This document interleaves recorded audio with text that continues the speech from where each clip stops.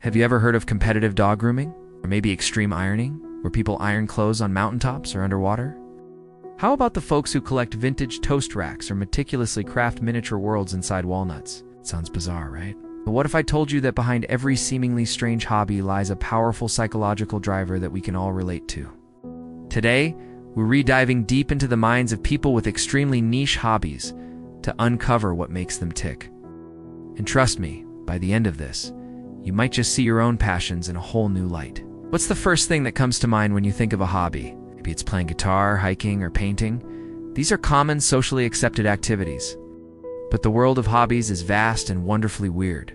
There are people who dedicate their lives to historical sword fighting, others who speak constructed languages like Klingon or Elvish, and communities built around carving intricate designs into soap bars. You might be tempted to dismiss these as just quirky pastimes, but the truth is, these niche activities fulfill some of our most fundamental human needs.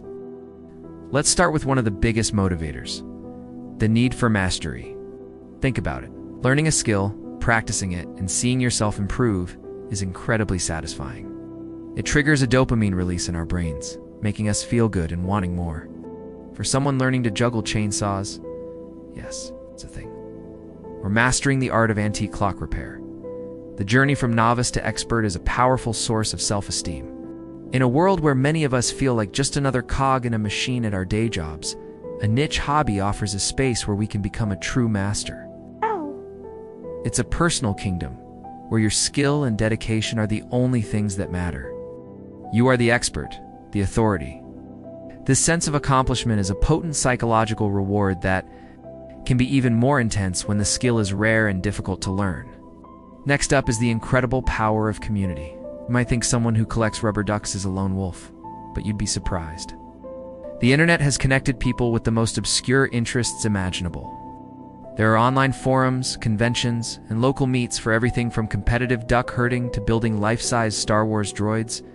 For many, finding their tribe is a life-changing experience. Imagine spending your whole life thinking you were the only one fascinated by the migratory patterns of garden gnomes, and then suddenly discovering a whole community of people who share your passion. This sense of belonging is a core human need. It combats loneliness and provides a social support system built on a shared, unique identity. In these niche groups, you're not just the weirdo who likes X. You're a valued member of a community that gets you. Then there's the element of creativity and self-expression. Many niche hobbies are a form of art. Take, for example, Vardo, building the craft of constructing traditional ornate Romani wagons. It requires woodworking, painting, and intricate design. Or consider the world of cosplay, where people don't just wear costumes but embody characters, often creating their outfits from scratch with stunning attention to detail. These hobbies are a canvas for imagination. They allow people to express a side of themselves that might not have an outlet in their daily lives.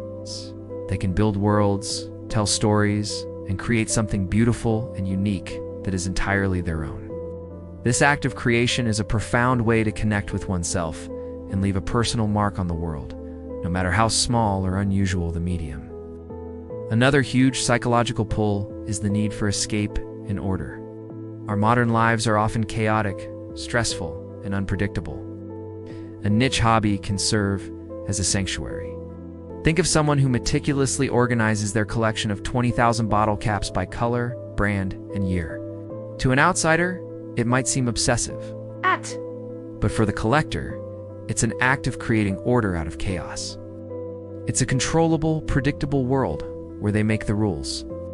Similarly, hobbies like urban exploration or urbex offer an escape from the mundane. Exploring abandoned buildings is a way to step into a different reality, a world frozen in time, far away from emails, deadlines, and daily responsibilities.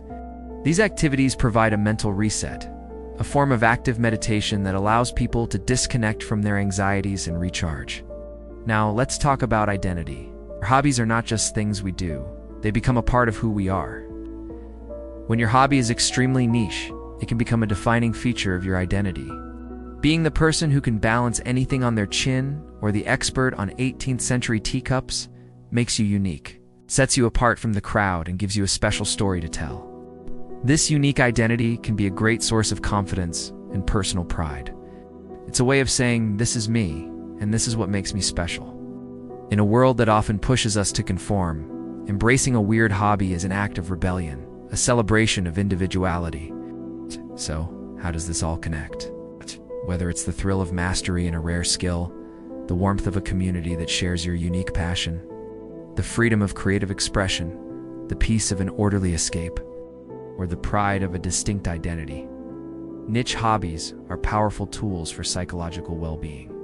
They show us that meaning and fulfillment can be found in the most unexpected places.